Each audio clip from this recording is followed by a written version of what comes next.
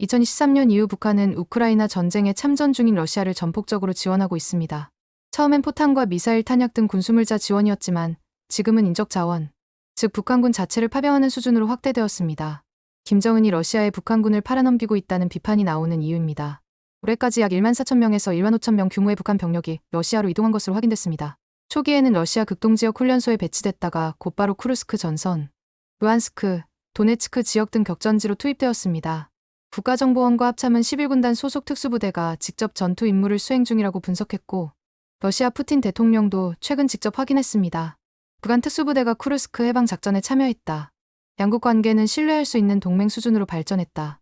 푸틴이 2025년 9월에 한 발언입니다. 이는 러시아가 처음으로 북한군의 직접 참전 사실을 공식적으로 인정한 발언입니다. 이제 북한군은 전쟁의 한 축이 됐습니다. 그렇다면 북한은 얼마나 벌었을까요? 한국국방연구원 분석에 따르면 북한은 러시아의 탄약과 포탄 등 전투물자 공급으로 약 27조 4천억 원, 병력 파병으로 약 4천억 원, 기술 이전 대가 약 9천억 원을 포함해 총 28조 7천억 원 규모의 경제 효과를 얻은 것으로 추정됩니다. 이 액수는 북한이 현재 겪고 있는 식량난 기준으로 33년치 부족 식량 구매가 가능한 금액에 해당합니다. 엄청난 돈이죠. 하지만 실제 북한이 주민복지에 이 자금을 사용할 가능성은 거의 없습니다. 군사 전문가 박용환 선임연구원은 이 돈 대부분은 미사일, 무기, 그리고 특권층 사치에 쓰일 것이라고 지적했습니다. 북한은 이 자금으로 장거리 미사일 700발을 만들거나 2조 5천억 원 규모의 특권층 사치 비용을 11년 동안 유지할 가능성이 크다는 분석입니다. 결국 주민들은 굶주리는데 김정은과 그 측근들만 배불리 먹는 구조가 계속되는 겁니다. 그런데 더 충격적인 사실이 있습니다. 정작 북한이 실제로 받은 대가는 그 10분의 1 수준에 불과하다는 분석이 나왔습니다. 독일 프리드리히 나우만 재단은 최근 보고서에서 북한의 군사 지원 규모를 약 98억 달러, 하나 13조 6천억 원으로 추정했습니다. 포탄 수백만 발, 탄도미사일 수십 기, 집속탄, 그리고 병력 1만 5천 명을 투입해 사실상 러시아 전쟁의 한 축을 담당했습니다. 반면 러시아가 북한에 제공한 물자와 보상은 11억 9천만 달러, 약 1조 6,500억 원 정도에 불과합니다. 북한이 제공한 가치의 10분의 1입니다. 보상의 대부분은 식량과 석유 같은 기초 물자, 그리고 일부 구형 방공 시스템, 노후 전투기 등으로 구성되어 있습니다. 첨단 무기나 전략 기술은 빠져 있습니다. 이 때문에 전문가들은 푸틴이 김정은을 완전히 의존 상태로 묶어두기 위해 보상을 제한하고 있다고 평가합니다. 북한이 러시아 없이는 살 수 없게 만드는 겁니다.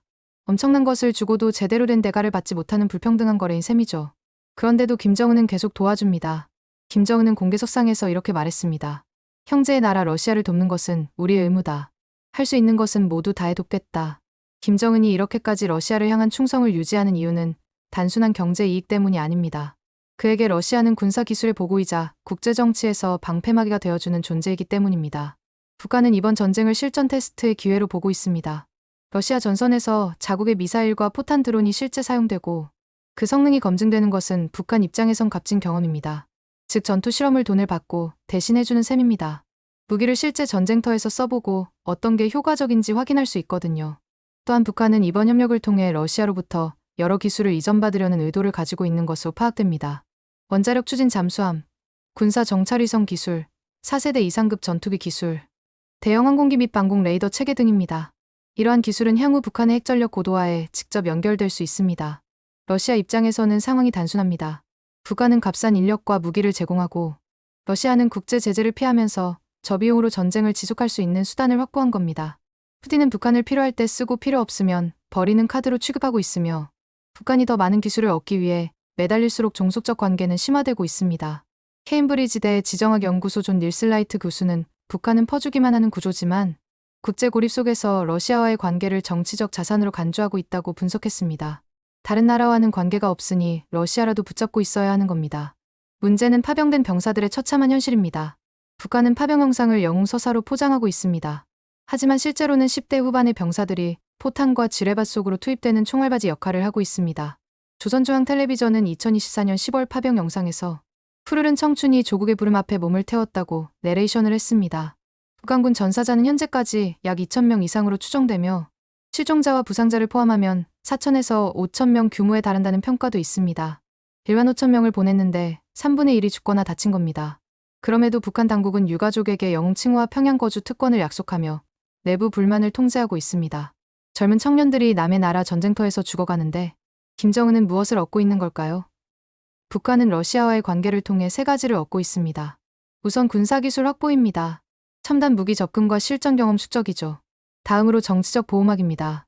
유엔 안보리 상임이사국인 러시아의 거부권 덕분에 국제 제재를 회피할 수 있습니다.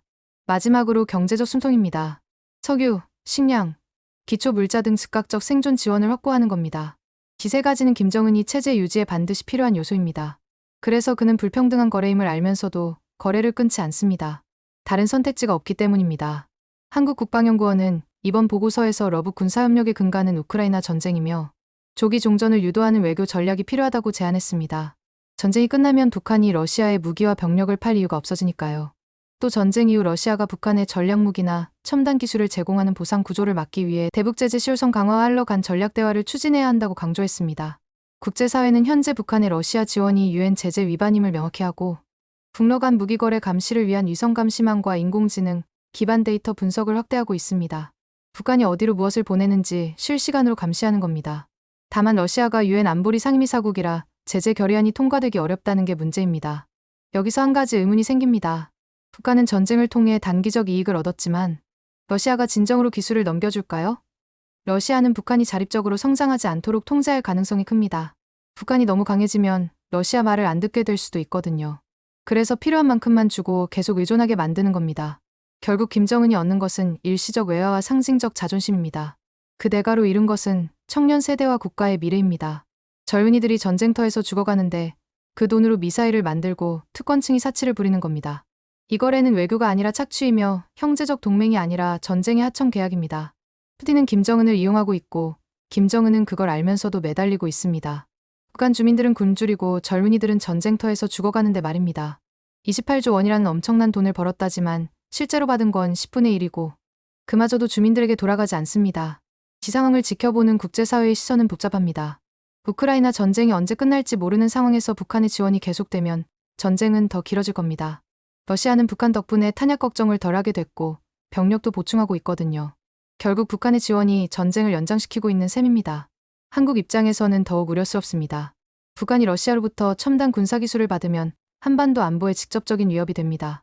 특히 원자력 잠수함이나 정찰위성 기술 같은 건 북한의 군사력을 한 단계 끌어올릴 수 있습니다. 그래서 한국 정부는 이 문제를 예의주시하고 있습니다. 미국도 마찬가지입니다. 북한과 러시아의 군사협력이 강화되면 동북아 안보 구도 전체가 흔들립니다.